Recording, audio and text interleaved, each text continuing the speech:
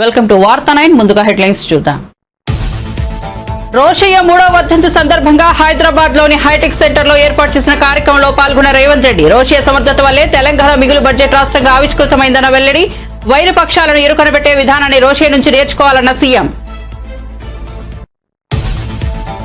6 నెలల్లోనే ప్రభుత్వంపై ఇంత వ్యతిరేకత రావడం ఎప్పుడు చూడలేదన్న జగన్. సూపర్ 6 కాదు 7 లేదని జగన్ ఎద్దేవా. రాష్ట్రంలో వ్యవస్థలన్నీ నిర్వీర్యమైపోయాయని విమర్శ.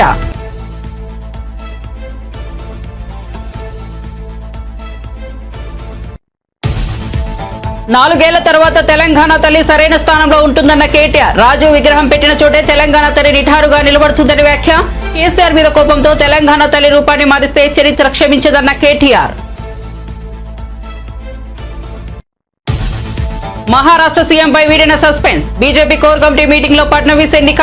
ముంబైలోని ఆజాద్ మైదాన్ లో ప్రమాణ స్వీకారం అధికారికంగా ప్రకటించనున్న బీజేపీ.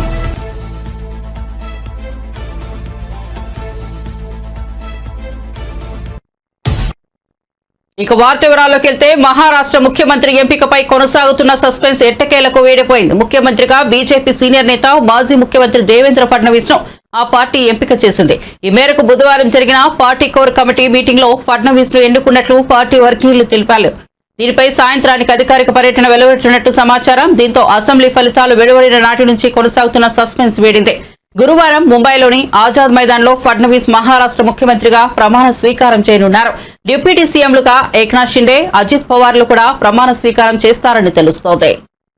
ఏడాది పాలనలో ఏం సాధించారని కాంగ్రెస్ నేతలు విజయోత్సవాలు జరుపుకుంటున్నారని కేంద్ర మంత్రి బండి సంజయ్ ప్రశ్నించారు. ఎక్స్ వేదికగా ఆయన స్పందిస్తూ కాంగ్రెస్ పార్టీ దృష్టిలో పిల్లలకు పురుగులన్నం పెట్టడం విజయమా? వారి చావులు ఉత్సవం. యువతకు ఉద్యోగాలు ఇవ్వకపోవడం విజయం. వారికి సంఖ్య లేకపోవడం ఉత్సవం. రైతులను మోసం చేయడం విజయం. వారికి ఉరితాళ్లేయడం ఉత్సవం. ఆడబిడ్డలకు ఆగం చేయడం విజయం. వారి కన్నీళ్లు ఉత్సవం. ఇల్లు ఇస్తామని మోసం చేయడం విజయం. ఉన్న ఇల్లు కూల్చడం ఉత్సవం. రుణమాఫీ చేస్తామని మాట తప్పడం విజయం. అప్పులకు నోటీసులు ఇవ్వడం ఉత్సవం. ఏడాది అరాచక పాలనే కాంగ్రెస్ విజయమా? ప్రజల చావులు గోసలే ఉత్సవమా? ఇవి విజయోత్సవాలు కాదు, వికృత ఉత్సవాలంటూ ట్వీట్ చేశారు. హైడ్రా మరో కీలక నిర్ణయం తీసుకుంది. ప్రభుత్వ ఆస్తుల పరిరక్షణలో ప్రజలను భాగస్వాములు చేయాలని, వారి నుంచి ఫిర్యాదులు స్వీకరించాలని నిర్ణయించింది. ఇందుకోసం ప్రతి సోమవారం హైడ్రా కార్యాలయంలో ఫిర్యాదుల స్వీకరణకు ఏర్పాట్లు చేయనున్నట్లు హైడ్రా చీఫ్ రంగనాథ్ తెలిపారు. వచ్చే ఏడాది నుంచి ప్రతి సోమవారం బుద్ధ భవన్ లో ఫిర్యాదులు స్వీకరించనున్నట్లు తెలిపారు. ప్రభుత్వ స్థలాలు, చెరువులు, నాలాలు, పార్కుల ఆక్రమణలకు సంబంధించి ఫిర్యాదు చేయాలని ప్రజలకు సూచించారు. గడిచిన 40 ఏళ్లలో హైదరాబాద్ లోని 47% చెరువులు ఆక్రమణలకు గురయ్యాయని రంగనాథ్ చెప్పారు. చెరువులతో పాటు వాటిలోకి నీటిని సరఫరా చేసే కాలువలు కూడా ఆక్రమించారని వివరించారు. చిన్నపాటి వర్షాలకే హైదరాబాద్ లోని పలు ఏరియాలు ముంపునకు గురవుతున్న విషయాన్ని ఆయన గుర్తు చేశారు. These weather radars have come up in various airports.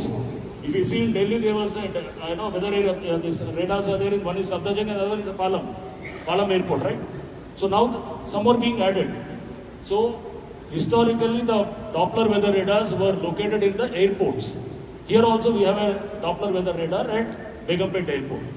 So we requested the DG also that we should see the weather radars work on the principle of line of sight and various other things also. So assessing a tropical cyclone is easy by a weather radar because you have a very clear line of sight of 500 kilometers.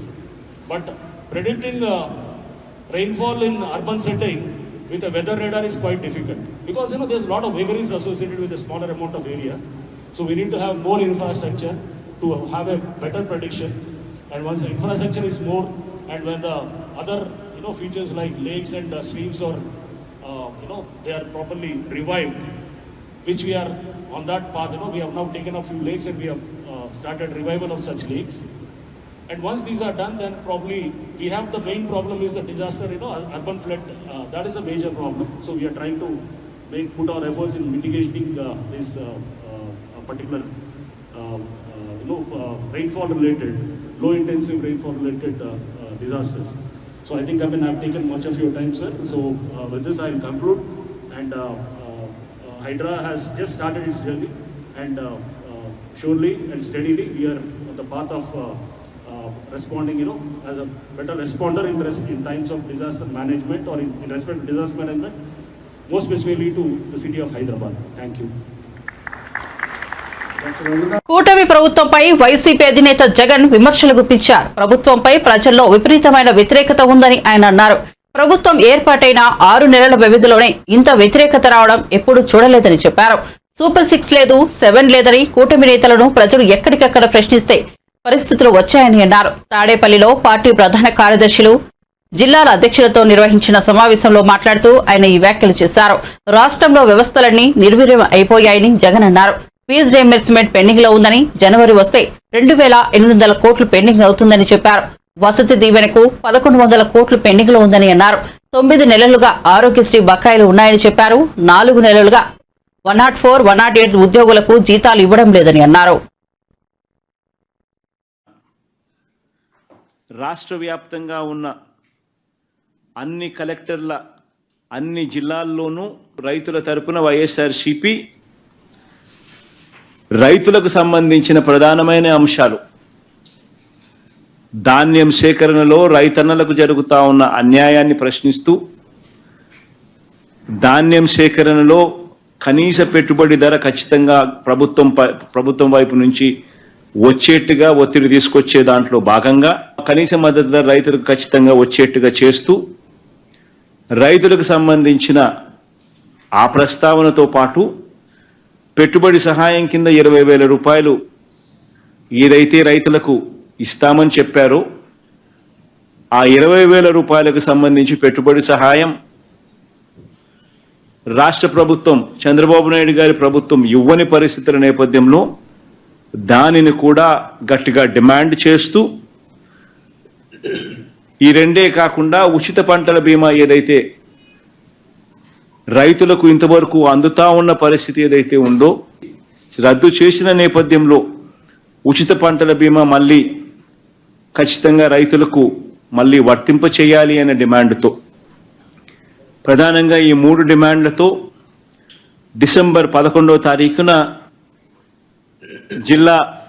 ప్రతి జిల్లాలోనూ వైఎస్ఆర్సీపీ అక్కడి జిల్లా కలెక్టర్లను కార్యాలయాలకు సంబంధించి కలెక్టర్లకు representation ఇచ్చే కార్యక్రమానికి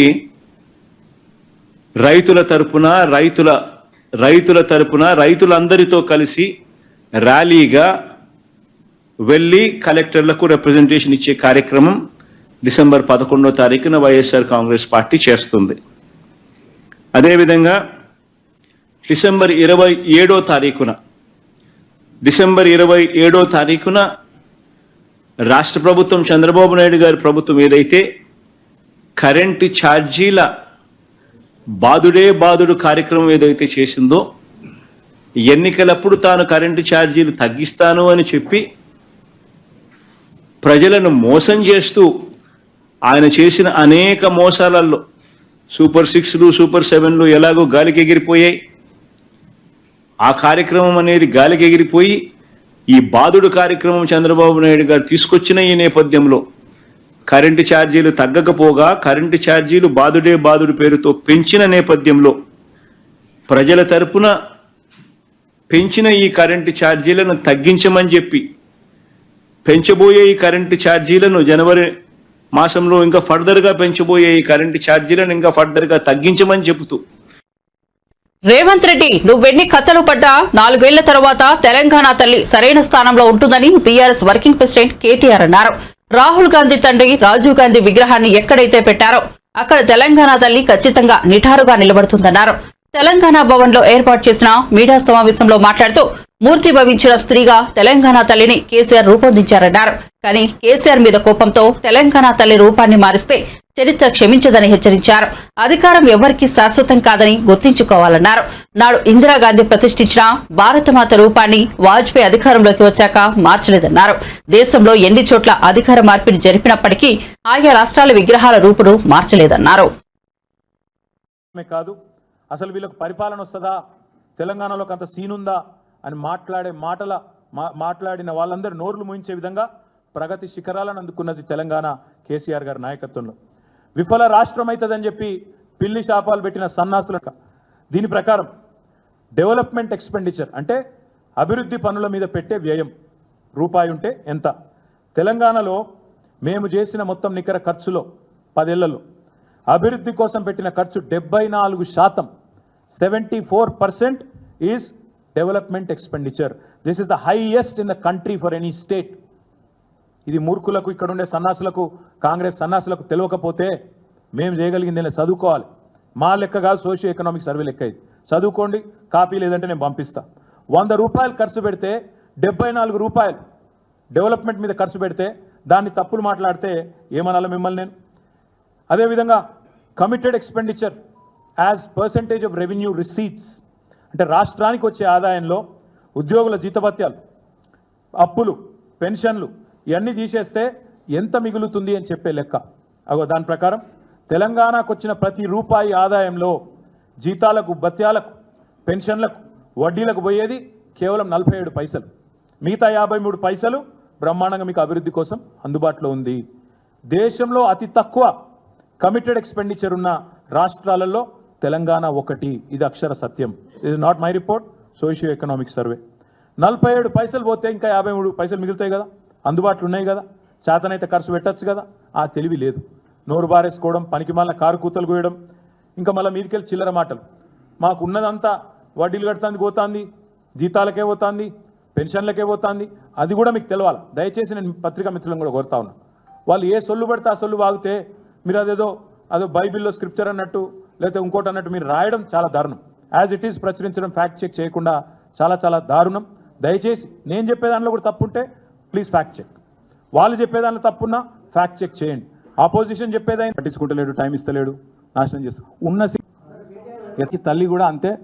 తన తల్లి ఎన్ని పిచ్చి పనులు చేసినా సెక్రటేరియట్ ముందట 4 ఏళ్ల తర్వాత ఉండేది రాహుల్ గాంధీ తండ్రి విగ్రహం కాదు, తెలంగాణ తల్లి విగ్రహమే ఉంటుంది. నెంబర్ 1.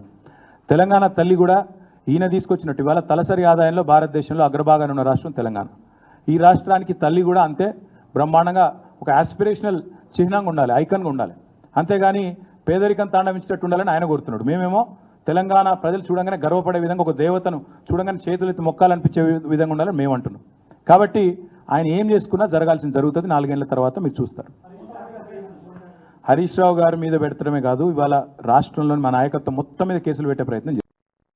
అదాని ముడుపుల వ్యవహారంలో ఎఫ్బీఐ ఛార్జ్షీట్లో తన పేరు లేదని చెప్పి జగన్ అతి తెలివి ప్రదర్శించారని కాంగ్రెస్ పార్టీ ఏపీ అధ్యక్షురాలు వైఎస్ షర్మిల విమర్శించారు. అలా మాట్లాడడం జగన్ వెర్రితనమని షర్మిల ఎద్దేవా చేశారు. తాను వ్యక్తిగత విషయాలను మాట్లాడుతున్నానని వైఎస్ఆర్సీపీ నేతలు ఆరోపిస్తున్నట్లు చెప్పారు. తాను అలా మాట్లాడితే వైఎస్ఆర్సీపీ నేతలెవరూ ఇంటి నుంచి కాలు సైతం బయట పెట్టలేరని చెప్పారు. 2021లో ఉన్న ముఖ్యమంత్రి గారికి 1750 కోట్ల రూపాయలు లంచం ఇచ్చారని అక్కడ వాళ్ళు కేసులు పెట్టి ట్రయల్ కూడా మొదలు పెడుతున్నారు. కానీ ఇక్కడ మాత్రం ఏమీ జరగనట్టే వ్యవహరిస్తున్నారు. అప్పటి ముఖ్యమంత్రి జగన్మోహన్ రెడ్డి గారు అయితే నా పేరు ఎక్కడైనా ఉందా, జగన్మోహన్ రెడ్డి అన్న పేరు ఎక్కడైనా ఉందా, లేక ఎవరైనా మీకు ఫోన్ చేసి చెప్పారా జగన్మోహన్ రెడ్డి కింద డబ్బిచ్చాము అని అతి తెలివిగా మాట్లాడారు. దీన్ని అతి తెలివి అనుకుంటున్నారో, అప్పుడు ముఖ్యమంత్రిగా ఎవరున్నారో 2021లో అందరికీ తెలుసు, మీకు కూడా తెలుసు. మరి ఎవరున్నారో తెలియనట్టు ఆ పేపర్లలో చీఫ్ మినిస్టర్ ఆఫ్ ఆంధ్రప్రదేశ్ అని వాళ్ళు పేర్కొంటే ఇక జగన్మోహన్ రెడ్డి గారు కాక ఎవరవుతారు? దీన్ని మీరు అతి తెలివి అనుకుంటున్నారో లేక వెటకారం అనుకుంటున్నారో మాకు తెలియదు, కానీ ఇది మాత్రం వెర్రితనంలాగా అనిపిస్తుంది. ఈ వెర్రివాడ 5 సంవత్సరాలు మన రాష్ట్రాన్ని పాలించింది అని ప్రజలు అనుకోగలరు. జాగ్రత్త. ఇలా అడ్డదిడ్డంగా ఆంధ్ర రాష్ట్ర ప్రజలకు అన్యాయం చేస్తే మాత్రం ప్రజలు ఊరుకోరు. బొత్స గారికైనా వైసీపీ వాళ్ళకైనా నేను పర్సనల్ కమెంట్స్ చేస్తున్నాను అని వాళ్ళు అంటున్నారు. పచ్చకామర్లు కమ్మినోనికి లోకమంతా పచ్చగానే కనిపిస్తుందట. మీకు నాతో పర్సనల్ ఇష్యూస్ ఉన్నాయి కాబట్టి, నాకు కూడా మీతో పర్సనల్ ఇష్యూస్ ఉన్నాయి అని మీరు భావించి మీరు నన్ను పర్సనల్గా అటాక్ చేసినట్టే నేను కూడా మిమ్మల్ని పర్సనల్గానే అటాక్ చేస్తున్నాను అన్నది మీ భావన. నిజానికి నేను వైసీపీ నాయకుల పర్సనల్ విషయాలు మాట్లాడడం మొదలు పెడితే వాళ్ళు కనీసం ఇంట్లో నుంచి అడుగు కూడా బయట పెట్టలేరు. నేనా పర్సనల్గా మాట్లాడుతున్నది? అయినా ఏది పర్సనల్ అండి? మీరు చేసిన అక్రమాలు, అవినీతి ఎంత ఎత్తునున్నాయంటే మీరు అధికారంలోంచి దిగిపోయిన 6 నెలలకు కూడా ఇంకా మాట్లాడినా తీరటం లేదు. ఏది పర్సనల్ అండి? ఋషికొండని గొరిగేశారు, మీరు ప్యాలెస్ కట్టుకున్నారు, మీ బాత్రూంలో నుంచి కూడా మీకు సీవ్యూ కావాలని. ఇది మాట్లాడితే ఇది పర్సనల్ అవుతుందా? మీ బాత్రూంలు మీకు పర్సనలే అవ్వచ్చు, కానీ ఋషికొండ అనేది ప్రజలది కదా, దాన్ని కదా మీరు గొరిగేసింది. ఏం మాట్లాడామండి పర్సనల్గా? పూర్తి మద్యపాన నిషేధం అని చెప్పారు. మీరు అమ్మఒడి కింద ఇచ్చింది ఒక కొంత అయితే 4 వంతులు ప్రజల నుంచి వసూలు చేశారు మద్యంలో. అది కూడా నాసిరకం మద్యం సప్లై చేసి వాళ్ళ ప్రాణాల మీదకి వచ్చేటట్టు చేశారు. అది పర్సనల్ అవుతుందా? అదానీతో మీరు చేసుకున్న డీలు 1750 కోట్ల రూపాయలని నేనేదో కనుక్కోలేదండి, అమెరికాలో కనుక్కున్నారు. అది మేము ఎత్తి చూపితే అది పర్సనల్ అవుతుందా? గంగవరం పోర్టు రాజశేఖర రెడ్డి గారు 30 సంవత్సరాలలో పోర్టు మళ్ళీ ప్రభుత్వం చేతుల్లోకి రావాలి అని ఉద్దేశిస్తే మీరు మాత్రం అదానికి కేవలం 600 కోట్ల రూపాయలకు 9000 కోట్లు విలువ చేసే ప్రాజెక్టుని షేర్ని మీరు 600 రూపాయలకు కట్టబెట్టేశారు. 15 సంవత్సరాలు అయ్యేపోయింది. ఇంకో 15 సంవత్సరాలకు ఆ ప్రాజెక్టు, ఆ పోర్టు మళ్ళీ ప్రభుత్వం చేతిలోకి వచ్చేది. అది మేము మాట్లాడితే ఇది పర్సనల్ అవుతుందా? పోనీ ఏది పర్సనల్ అవుతుందో చెప్పండి. వివేకానంద రెడ్డి గారి గురించి మాట్లాడితే పర్సనల్ అవుతుందా? వివేకానంద రెడ్డి గారు ప్రజల మనిషి కాదా? మరి అలాంటి వాడు, అంత గొప్ప నాయకుడు వివేకానంద రెడ్డి గారు ఈయనను హత్య చేయించారు అని సిబిఐ అవినాష్ రెడ్డిని ఛార్జ్ షీట్ లో చేరిస్తే అలాంటి వాళ్ళని మీరు పక్కన పెట్టు. వైసీపీ సోషల్ మీడియా కార్యకర్తలపై అక్రమ కేసులు పెడుతున్నారని ఆ పార్టీ నేత మాజీ ఎంపీ మార్గాని భరత్ మండిపడ్డారు. అక్రమ కేసులతో అరెస్ట్ చేసి పోలీస్ స్టేషన్లో చిత్రహింసలు పెడుతున్నారని అన్నారు. వర్షాలతో రాజమండ్రి రోడ్లు మునిగితే ప్రశ్నించకూడదా అని అడిగారు. దళిత యువకుడిపై అక్రమ కేసు పెట్టి హింసించారని దుయ్యబట్టారు. రాష్ట్రంలో దళితులకు రక్షణ లేకుండా పోయిందని భరత్ అన్నారు. దళిత యువకుడిని బాజీలాల్ అనేసి దారుణంగా కొట్టారని, దుస్తులు ఉడయించి మహిళా కానిస్టేబుల్ ఎదుట కూర్చోబెట్టారని మండిపడ్డారు. పరువు పోయిందని బాధితుడు ఆత్మహత్య చేసుకోవాలనుకున్నారని ఆవేదన వ్యక్తం చేశారు. ఈ ఘటనపై మానవ హక్కుల సంఘానికి ఫిర్యాదు చేస్తామని చెప్పారు. టీడీపీ ఎమ్మెల్యే ఆదిరెడ్డి వాసు ప్రోద్బలంతోనే దళిత యువకుడిని హింసించారని ఆరోపించారు. పోస్టులు పెట్టాడు. ఈ బ్రదరన్ చర్చ్ దగ్గర ఇలా మునిగిపోయింది. మీ కూటమి ప్రభుత్వం వచ్చిన తర్వాత నాడు నేడు గతంలో మేమున్నప్పుడు ఏ రకంగా ఉన్నాయి ఇవన్నీ కూడా పెట్టాడు. పెట్టిన దానికి ఈ అబ్బాయిని ఎంత దారుణంగా అసలు 41 నోటీస్ ఇవ్వడానికని పిలిపించుకొని ఉదయం తీసుకుని రాత్రి దాకా స్టేషన్ సెల్లో బట్టలు ఊడదీసిన ఫోటోలు కూడా కనబడుతున్నాయి. అవి కూడా మీకు చూపిస్తాను. అసలు ఫస్ట్ ఈ అబ్బాయి ఏం పోస్ట్ పెట్టాడో ఒకసారి వీడియో పెట్టండి. ఆ పోస్ట్ ఏం పోస్ట్ పెట్టాడు, దాని తర్వాత ఈ అబ్బాయిని ఏ రకంగా ఇచ్చేశారు ఈ పోస్ట్ పెట్టాడు. గతంలోని ఈ పార్టీ వర్షం పడితే ఊరంతా నీట మునిగి, కానీ ఈ రోజున నీరు అనేది నిలబడుతున్న ఒక హాఫ్ అన్ అవర్ లో నీరు బయటకు పరిస్థితి.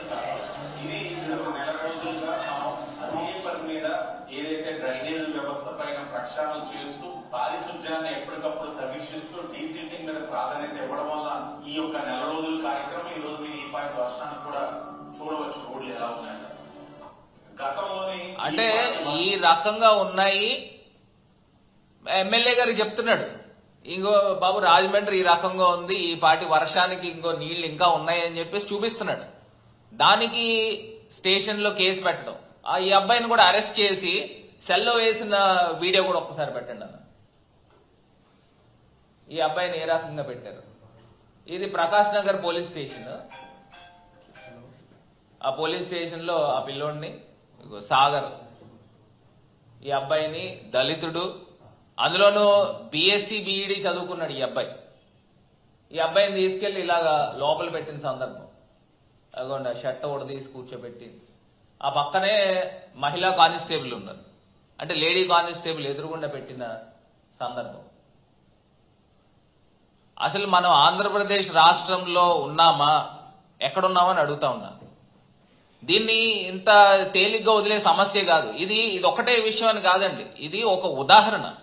రాజమండ్రిలో పట్టపగలన ఈ అబ్బాయి ఏం చేశాడనండి, ఏం పెద్ద తప్పు చేశాడని క్వశ్చన్ చేస్తే మా ఇంటి బయట మొత్తం అంతా కూడా చెరువులా నీళ్లు నిండిపోయి ఉన్నాయి వర్షానికని క్వశ్చన్ చేసి ఫేస్బుక్ లో పోస్ట్ పెడితే ఈ రకంగా అరెస్టులు చేస్తారా అని అడుగుతా ఉన్నా, బట్టలు కూడా తీసి కూర్చోబెడతారా అని అడుగుతా ఉన్నా.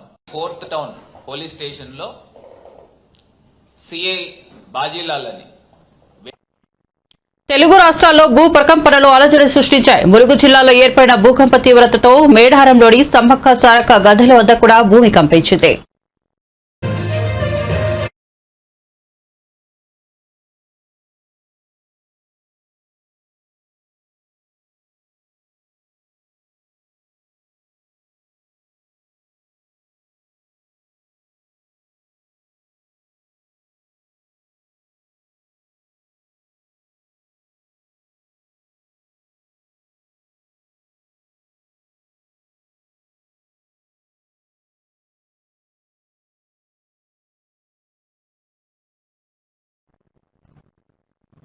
తెలంగాణ వ్యాప్తంగా ఉమ్మడి ఖమ్మం, రంగారెడ్డి, వరంగల్, కరీంనగర్, జనగామ, పెద్దపల్లి, మహబూబాబాద్ జిల్లాల పరిధిలో భూ ప్రకంపనలు వచ్చాయి. ములుగు జిల్లా మేడారంలో భూకంప కేంద్రాన్ని గుర్తించారు. దీని తీవ్రత రిక్టర్ స్కేల్ పై 5.0గా నమోదైంది. పెద్దపల్లి జిల్లా కేంద్రంతో పాటు సుల్తానాబాద్ పట్టణంలో భూమి కంపించింది. ఆ దృశ్యాలు సీసీ కెమెరాల్లోని నమోదయ్యాయి. మంత్రిలో ఉదయం 7:22 2-3 సెకండ్ల పాటు భూమి కంపించింది. దీంతో ప్రజలు భయాందోళనకు గురయ్యారు. ఇల్లు, అపార్ట్మెంట్ల నుంచి బయటకు పరుగులు తీశారు. పలుచోట్ల ఇళ్లలో వస్తువులు కింద పడ్డాయి. సీసీ రోడ్లకు పగుళ్లు ఏర్పడ్డాయి.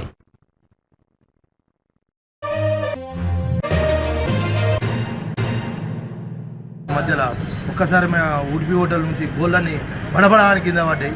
మరి ఏదైనా నిమిషాలకు భూమి ఇట్లా అదిలినట్టు అనిపించింది. మరి ఇది కాలం గారు బ్రహ్మం గారు రాసిన చరిత్ర కావచ్చు, ఏం కావచ్చు, భూకంపాలు ఇట్లా అతురుకోకట అనేది మరి కలియుగం అనేది నాశనం అవుతుందా ఉంటుందా తెలియదు. లేకుంటే పరిహార్యానం లేకుండా మరి ఏ విధంగా మరి ఇట్లా భూకంపం మొత్తం దిగిపోతుంది. ఇదివరకు ఎక్కడో జరిగినప్పుడు ప్రత్యేకంగా మా కళ్ళ ముందే మా మంత్రి ప్రాంతాలు ఒక్కటేసారి మా గోళ్ళని కింద వాడు. ఇది ఘోరమైన పరిస్థితి. అస్నాపురం కాలనీలోని 7:24 సమయంలో భూమి మొత్తం కంపించినట్లు అనిపించి ఇంట్లో ఉన్నటువంటి వస్తువులు, సోఫాలు అన్నీ కూడా వైబ్రేషన్కు గురి కావడం జరిగింది. భూమి మొత్తం కూడా కంపించినట్లుగా అనిపించింది. ఈ కంపించినటువంటి ఈ సమయంలో ఇంట్లో ఉన్నటువంటి వ్యక్తులందరూ కూడా భయానికి గురై, భయభ్రాంతులకు గురై ఇంట్లో నుండి ఒక్కసారిగా బయటికి పరిగెత్తుకొని రావడం అనేటువంటిది జరిగింది. ఏందా అని గమనిస్తే బయటికి వచ్చినటువంటి తర్వాత కూడా ఇల్లు, ఇంటికి ఉన్నటువంటి గేటు ఇవన్నీ కూడా వైబ్రేషన్కు గురై ఒక రకమైనటువంటి శబ్దాన్ని ఉత్పత్తి చేస్తున్నాయి. ఏంటా అని తేతుకునే లోపే భూకంపం వచ్చినట్లుగా నిర్ధారించుకున్నాము. అదే సమయంలో మా చుట్టుపక్కల ఉన్నటువంటి ఇళ్లలో ఉన్నటువంటి వ్యక్తులందరూ కూడా, ప్రజలందరూ కూడా భయభ్రాంతులకు గురై ఒకటేసారి బయటికి వచ్చి రోడ్డు మీద. తిరుపతి జిల్లా శ్రీకాళహస్తి మండలంలో విస్తారంగా వర్షాలు కురుస్తున్నాయి. రామాపురం చెరువుకు పెద్ద ఎత్తున వరద నీరు చేరడంతో కట్ట తెగి నీరంతా పొలాల మీదుగా ప్రవహిస్తోంది. దీంతో దిగువ ప్రాంతాల్లోని వ్యవసాయ పొలాలు నీట మునిగాయి. సకాలంలో స్పందించిన అధికారులు తెగిన ప్రాంతంలో ఇసుక బస్తాలతో రింగ్ బండ్ ఏర్పాటు చేసేందుకు చర్యలు చేపట్టారు.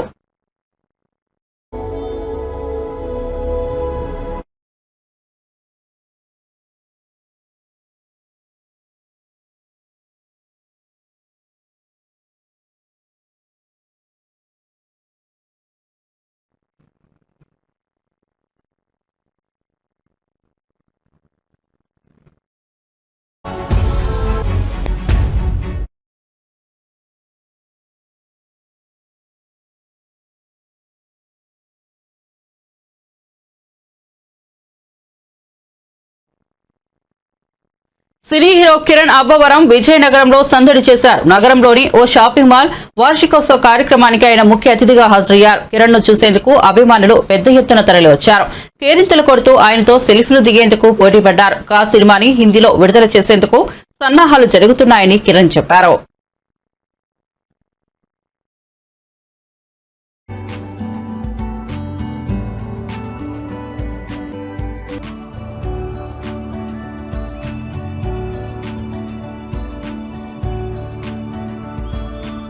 ఇక్కడికి రావడం నా సినిమాలన్నిటికీ విజయనగరం దగ్గర నుంచి ఎలాంటి రెస్పాన్స్ వస్తుంది ఇక్కడికి రావడం, నా సినిమాలన్నిటికీ విజయనగరం దగ్గర నుంచి ఎలాంటి రెస్పాన్స్ వస్తుంది, నన్ను ఎంత ఆదరించారు అన్నది నేను ఎప్పుడు వింటూ ఉంటాను. ఇక్కడ ఉన్న నా వాళ్ళు కానీ వాళ్ళు చెప్తూనే ఉంటారు మొత్తం. Thank you for all the love and support. SR అనగానే నాకు నా పర్సనల్ లైఫ్లో చాలా very important emotion SR Kalyanamandapam అనే సినిమా. అదే ఇప్పుడు ఎస్ఆర్ షాపింగ్ మాల్ ఆ బ్రాండ్ కూడా చాలా ఇమ్మీడియట్గా నాకు కొట్టేస్తుంది. ఎస్ఆర్ అనగానే ఉన్నాయి సార్, ఒక 3 ప్రాజెక్ట్స్ అవుతున్నాయి, ప్రీ ప్రొడక్షన్ అవుతున్నాయి, సూన్ అనౌన్స్ చేస్తాను sir. Pan India sir, pan India yeah అవుతుంది సార్, అవుతుంది. అన్ని వేర్ లైక్ ముందు సినిమా కంప్లీట్ అయిన తర్వాత చూసుకొని ఎలా చేయాలి అన్నది ప్లాన్ చేద్దాం సార్. అండ్ ముఖ్యంగా కా సినిమాని ఇంత బ్లాక్ బస్టర్ సక్సెస్ ఇచ్చినందుకు నాకు థ్యాంక్ యూ ప్రతి ఒక్కరికి. Thank you so much. కాటు కొంచెం అంత స్క్రిప్ట్ అంతా వర్క్ అయిన తర్వాత వస్తుంది సార్. కా అన్నది మనం మలయాళంలో రిలీజ్ చేసాము, నాకు ఇప్పుడు హిందీలో కూడా రిలీజ్ అవుతుంది, ప్లానింగ్ అవుతుంది సార్. రాబోయే సినిమాలు కూడా కథను బట్టి ఆ కథ ఎలా అన్ని లాంగ్వేజ్లో చేయాలా, లేదు మన ప్రాంతానికి మాత్రం చెందిన ఓన్లీ మన తెలుగులో చేద్దాం అన్నది అది కంటెంట్ని బట్టి డిసైడ్ చేద్దాం సార్.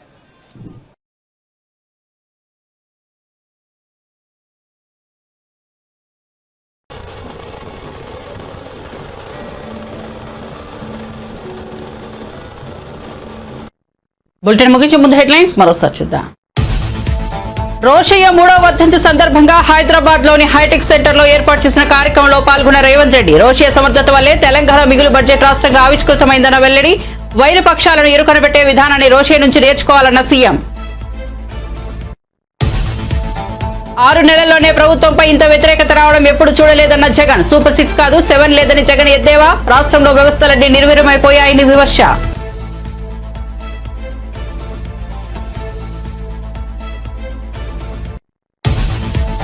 నాలుగేళ్ల తర్వాత తెలంగాణ తల్లి సరైన స్థానంలో ఉంటుందన్న కేటీఆర్. రాజు విగ్రహం పెట్టిన చోటే తెలంగాణ తల్లి నిఠారుగా నిలబడుతుందని వ్యాఖ్య. కేసీఆర్ మీద కోపంతో తెలంగాణ తల్లి రూపాన్ని మారిస్తే చరిత్ర క్షమించదన్న కేటీఆర్. మహారాష్ట్ర సీఎంపై వీడిన suspense. BJP core committee meeting లో ఫడ్నవీస్ ఎన్నిక. ముంబైలోని ఆజాద్ మైదాన్ లో ప్రమాణ స్వీకారం అధికారికంగా ప్రకటించనున్న బీజేపీ.